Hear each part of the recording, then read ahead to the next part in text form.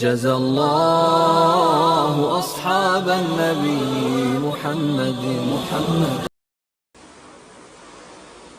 Assalamualaikum Ustaz. Waalaikumsalam warahmatullahi wabarakatuh. Di daerah kami, kalau ada acara pernikahan, ada tradisi untuk menolak hujan. Apakah itu termasuk syirik, Ustaz? Ini bukan syirik ya, tapi syirik sekali. Bukan syirik lagi, syirik banget. Menolak hujan, menolak kehendak Allah. Apa namanya kalau bukan syirik? Allah ingin menurunkan hujan, kita tolak. Dan ketika berhasil, kita katakan, wah mantap, berhasil.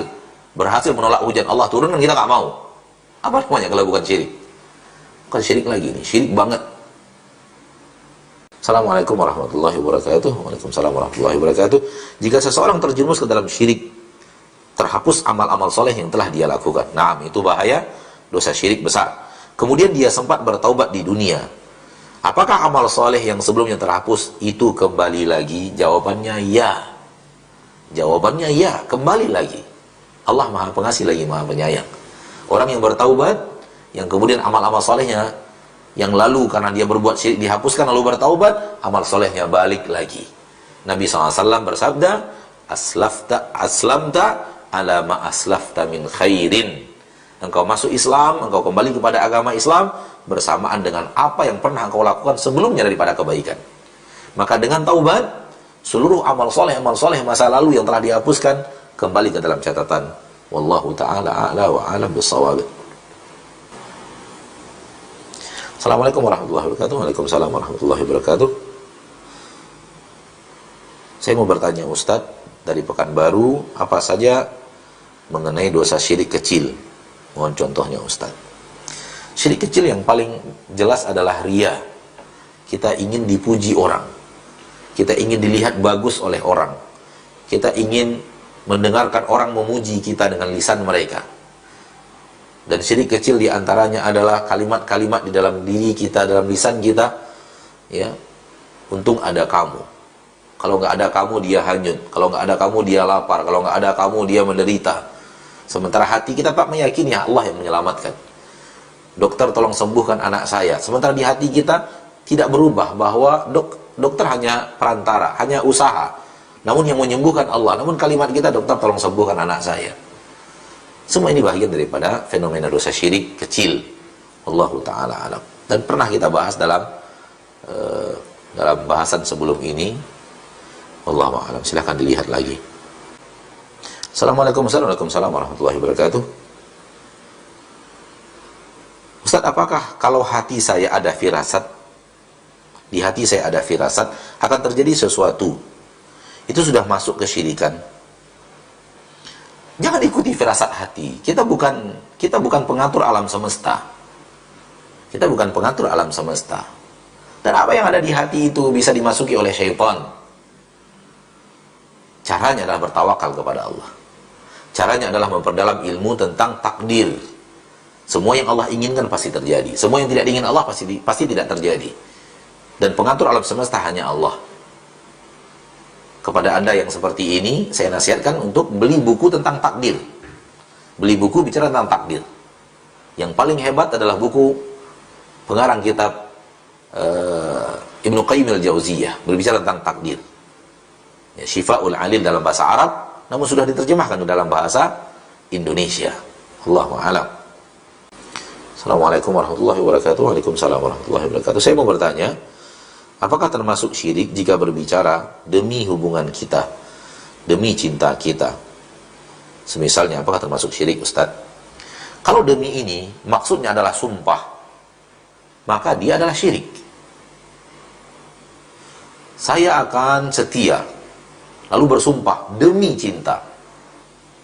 Demi dimaksudkan sumpah, ini syirik kecil.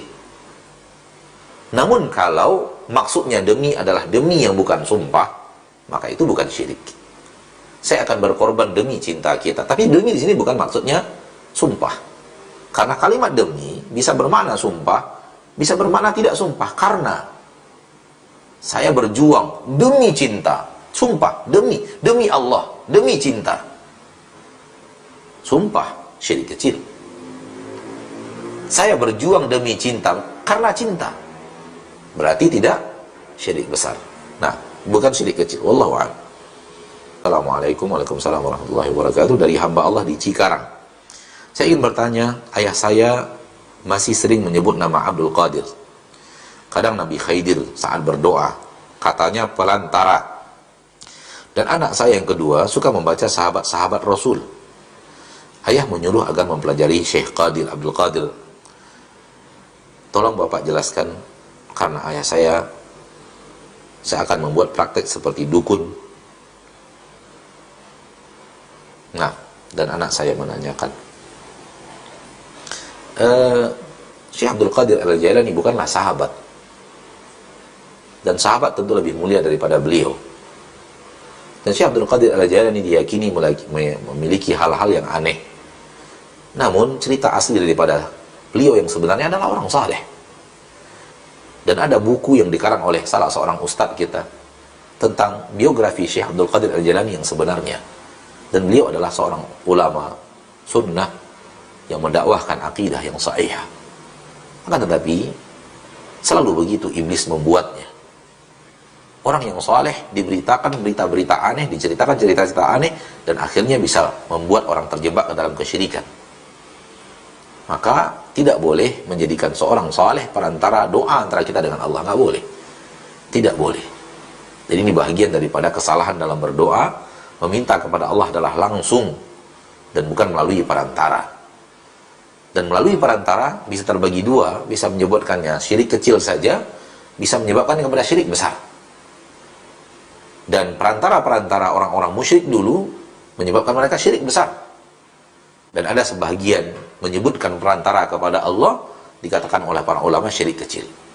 Bukan ini kesempatan untuk membahasnya, tapi intinya adalah bahwa Syekh Abdul Qadir Al-Jailani bukanlah orang yang dijamin surga, namun diyakini memiliki ini, memiliki, dan cerita itu cerita yang tanpa sanad yang jelas, tanpa referensi yang jelas. Dan buku telah dikarang tentang siapa beliau sebenarnya, Syekh Abdul Qadir Al-Jailani. Kalau tidak salah berjudul buku putih tentang Syekh Abdul Qadir Al-Jailani, ditulis oleh salah seorang ustadz kita yang berada di kota Jambi. Nah, silakan cari bukunya, buku putih tentang Syekh Abdul Qadir Al-Jailani, dijual di toko-toko buku insyaallah ta'ala. Assalamualaikum warahmatullahi wabarakatuh. Waalaikumsalam warahmatullahi wabarakatuh. Ustaz, apakah saya berdosa tidak mengingatkan keluarga tentang tauhid karena baru belajar dan merasa belum bisa menyampaikan tentang tauhid tersebut? Jangan tunggu Anda mahir dulu baru berbicara. Kalau Anda tunggu Anda mahir dulu berbicara, dakwah ini akan melamban. Dakwah ini akan melamban. Dan jangan menjadikan dakwah ini semakin lamban. Harusnya semakin cepat, semakin cepat. Yang diajarkan Nabi SAW seperti ini. Yang diajarkan Nabi SAW seperti ini. Kata Nabi SAW, ketika Nabi SAW selesai memberikan nasihat kepada para sahabat, ridwanullahi alaihim ajma'in, Nabi berkata kepada sahabat, liyuballigh syahid minkum al-ghaib. Yang hadir sekarang ini mendengarkan apa yang saya sampaikan, sampaikan kepada yang tidak hadir. Subhanallah. Itu yang diinginkan Nabi kita tercinta. Itu yang dipraktekkan oleh Nabi kita tercinta dan para sahabat. Maka ketika seorang suami hadir di kajian tauhid, setelah hadir di kajian tauhid, dia mengerti apa yang tadi disampaikan Ustaz. Pulang dia ke rumah, sampaikan kepada istrinya, sampaikan kepada anak-anaknya, sampaikan kepada orang tuanya. Apa yang tadi diterima di kajian, disampaikan di rumah. Tapi menunggu dia mahir berbicara, mungkin 10 tahun gak bisa, mungkin 15 tahun gak jadi. Apakah dakwah harus berhenti?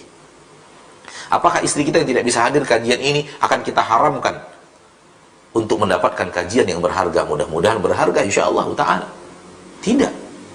Maka yang diajarkan Nabi, ya, praktek nabawi bersama para sahabat adalah yang mendengarkan dari Nabi, pulang langsung menyampaikan kepada istri dan anak-anaknya.